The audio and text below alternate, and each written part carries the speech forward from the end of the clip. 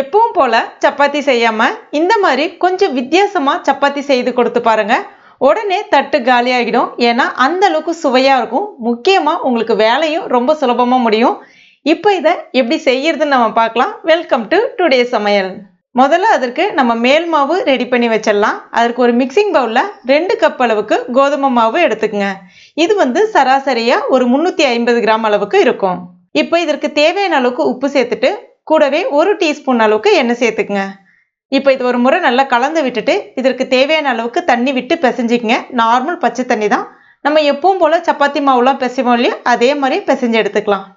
இப்போ பாருங்க, எல்லாத்தையும் நல்லா பிசைஞ்சு எடுத்துட்டேன். இப்போ இது மேலே சும்மா லைட்டாக எண்ணெய் தடவிட்டு இது ஒரு 10 நிமிஷம் போல் அப்படியே ஊறட்டும். அதுக்குள்ளே நம்ம உள்ளே வைக்கக்கூடிய ஸ்டஃபிங்க்கு தேவையானதை ரெடி பண்ணிக்கலாம். நான் இன்னைக்கு ஒரு 4 பேருக்கு தேவையான சப்பாத்தி செய்ய போகிறேன். அதனால ஒரு 5 முட்டை எடுத்திருக்கேன்.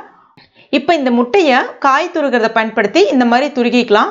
நீங்கள் வெஜ் பிரியர்களாக இருந்தீங்க அப்படின்னா முட்டைக்கு பதிலாக உருளைக்கிழங்கு அவிச்சிட்டு இந்த மாதிரி காய் துருகிறத பயன்படுத்தி துருகிக்கலாம்.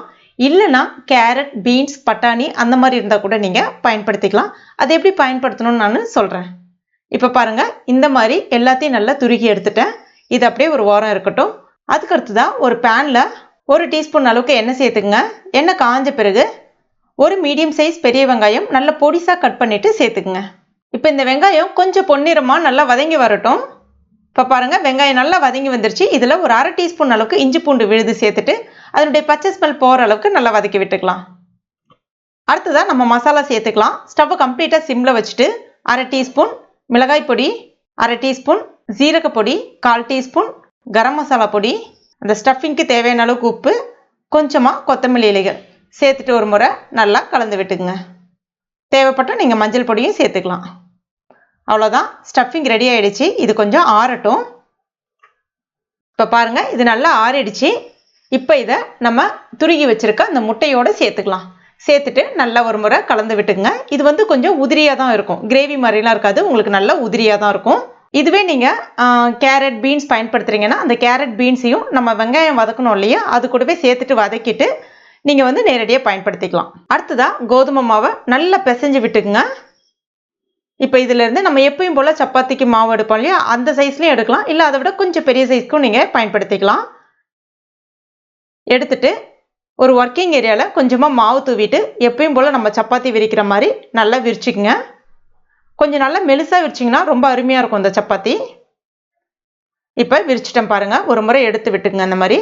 அடுத்துதான் நம்ம ரெடி பண்ணி வச்சுருக்க அந்த ஸ்டஃபிங்கை ஒரு 2 ஸ்பூன் அளவுக்கு வைங்க. நடுவில் பார்த்து வைக்காதீங்க, ஒரு ஓரமாக தள்ளி வைங்க. வச்சுட்டு அந்த பகுதி இருக்கு இல்லையா, அதை அப்படியே க்ளோஸ் பண்ணுங்கள். கரெக்டாக ஈக்குவலாக வர்ற மாதிரி பார்த்து க்ளோஸ் பண்ணிவிட்டு ஃபோக் இருக்கு இல்லையா, ஃபோக்கை பயன்படுத்தி இந்த மாதிரி லைட்டாக ஜஸ்ட் ஒரு டிசைன் போட்ட மாதிரி இருக்கும். அதே டைமில் அந்த இடத்துல ரெண்டுமே டக்குன்னு க்ளோஸ் ஆகிற மாதிரி இருக்கும். நீங்கள் சீல் பண்ணணுன்ற அவசியமே கிடையாது. ஃபோக் இல்லை அப்படின்னா கையை பயன்படுத்தி கூட, நம்ம சோமாஸ்லாம் செய்வோம் இல்லையா, அந்த மாதிரி கையை பயன்படுத்தி கூட அழுத்தி விட்டுக்கலாம். நல்லா ப்ரெஸ் பண்ணி விட்டால் கூட உங்களுக்கு ஈஸியாக க்ளோஸ் ஆகிடும். இப்போ பாருங்கள், இந்த மாதிரி இதே மாதிரி எல்லாத்தையும் ரெடி பண்ணி வச்சுக்கோங்க. இப்போ இதை நம்ம நேரடியாக தவாவில் போட்டுடலாம். கொஞ்சமாக எண்ணெய் ஸ்ப்ரெட் பண்ணிவிட்டு போடுறதா இருந்தாலும் போடலாம், இல்லை அப்படியே போடுறதா இருந்தாலும் போடலாம். ஸ்டவ்வை மீடியம் ஃப்ளேமில் வச்சு பண்ணுங்கள். நிதானமாக நல்லா சிவந்து வரும். இது நம்ம உள்ளே ஏற்கனவே முட்டையும் நல்லா வெந்துடுச்சு, மற்ற மசாலாவும் நல்லா வதக்கிட்டோம் நம்ம. ஸோ உள்ளே பச்சை ஸ்மெல் அடிக்குமோ அப்படின்ற பயமே வேண்டாம் உங்களுக்கு, ரொம்ப அருமையாக இருக்கும். இப்போ மேலே கொஞ்சமாக எண்ணெய் தடவிட்டு திருப்பி போட்டுக்குங்க. ஒரு 2-3 முறை திருப்பி போட்டுக்குங்க. நல்லா சிவந்த பிறகு எடுத்துருங்க. அவ்வளோதான், அருமையான எக் ஸ்டஃபிங் சப்பாத்தி ரொம்பவே வித்தியாசமாக ரெடி ஆகிடுச்சு பாருங்கள். இது ரொம்ப நேரம் எடுத்துக்காது உங்களுக்கு செய்யறதுக்கும், ரொம்ப சுலபமாகவும் வேலை முடிஞ்சிடும். முக்கியமாக இதுக்கு சைட் டிஷ் எதுவுமே தேவையில்லை. தேவைப்பட்டால் வெங்காய ரைத்தா இல்லைனா டொமேட்டோ சாஸ் அது கூட தொட்டு சாப்பிட்லாம். ரொம்ப ரொம்ப அருமையாக இருக்கும். முக்கியமாக குழந்தைங்களுக்கு இந்த மாதிரி நீங்கள் செய்து கொடுக்கும்போது உள்ளே நீங்கள் முட்டை தான் வச்சுருக்கீங்கன்னு அவங்களுக்கு தெரியவே தெரியாது. டிஃப்ரெண்ட்டாக இருக்கேன்னு சொல்லிட்டு விரும்பி சாப்பிடுவாங்க. ரொம்ப சாஃப்டாகவும் இருக்கும். கண்டிப்பாக ட்ரை பண்ணி பாருங்கள். ட்ரை பண்ணிவிட்டு மறக்காமல் எனக்கு கமெண்ட் பண்ணுங்கள். இந்த வீடியோ பிடிச்சிருந்தா லைக் பண்ணுங்கள். உங்கள் நண்பர்கள் மற்றும் ஃபேமிலி மெம்பர்ஸ் கூட மறக்காமல் ஷேர் பண்ணுங்கள். மேலும் இது போன்ற டேஸ்டி ரெசிபிகளுக்கு நம்ம டுடே சமையல இது வரைக்கும் நீங்கள் சப்ஸ்கிரைப் பண்ணலைன்னா உடனே சப்ஸ்கிரைப் பண்ணிங்க. கூடவே மறக்காமல் அந்த பெல் நோட்டிஃபிகேஷன் சிம்பிளையும் ப்ரெஸ் பண்ணிங்க. தேங்க்யூ.